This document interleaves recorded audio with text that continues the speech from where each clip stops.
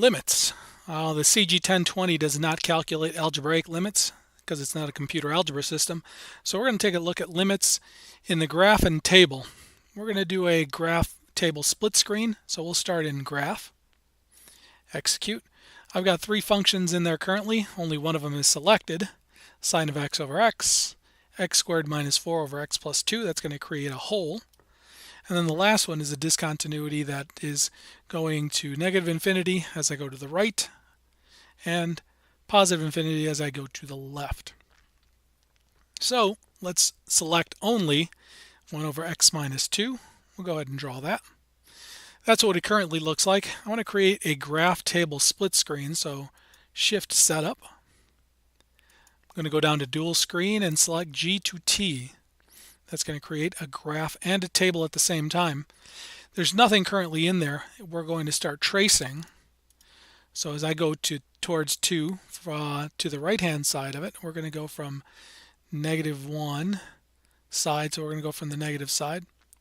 So we're going to go ahead and execute. Drops in 1.5. Let's go with 1.7. And we'll see that those numbers are starting to get higher. 1.9. We'll see that they got even larger. So I'll put that point in there. 1.99. And then finally we'll put in a couple of 9s this time. And notice that it keeps getting larger and larger. We'll put in 2 just so we can see the error that comes up.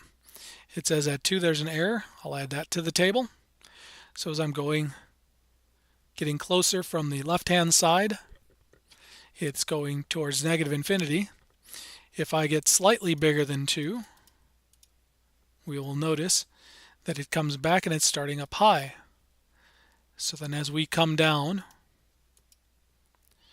we will notice that that limit is coming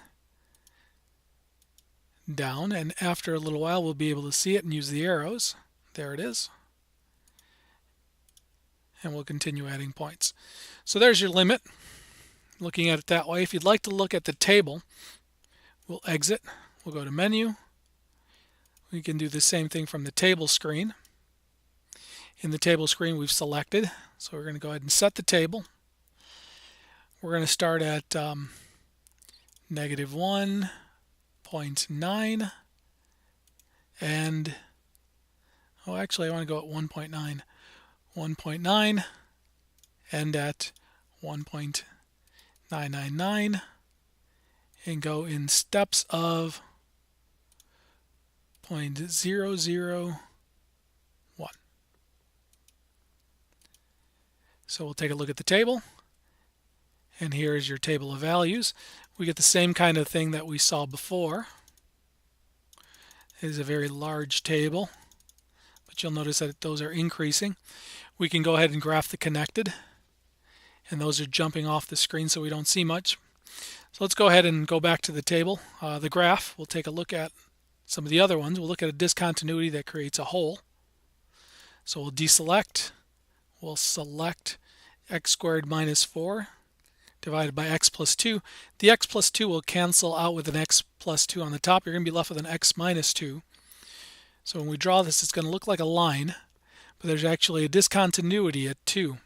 You could zoom in and actually see the discontinuity, but we're going to do the same. We're going to trace.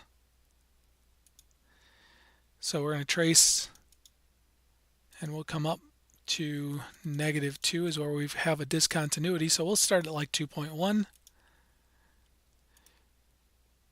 negative 2.05,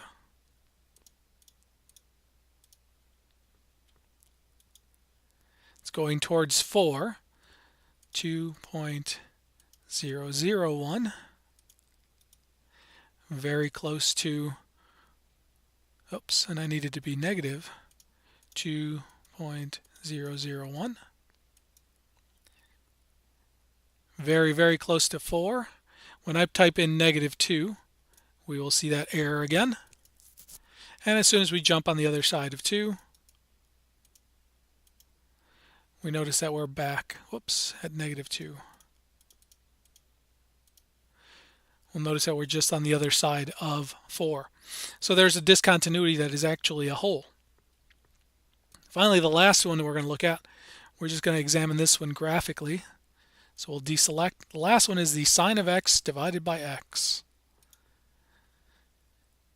This time we're going to turn off our split screen because I think we'll be able to see graphically what we're looking at.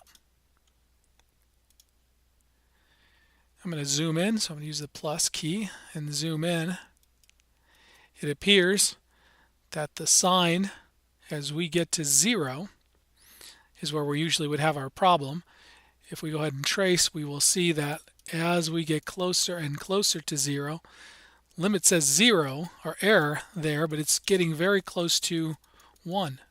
So even though there is an error there, this graph says what's happening is as we go from one side or the other, we're getting really close to 1 either way. And that's the graph of it.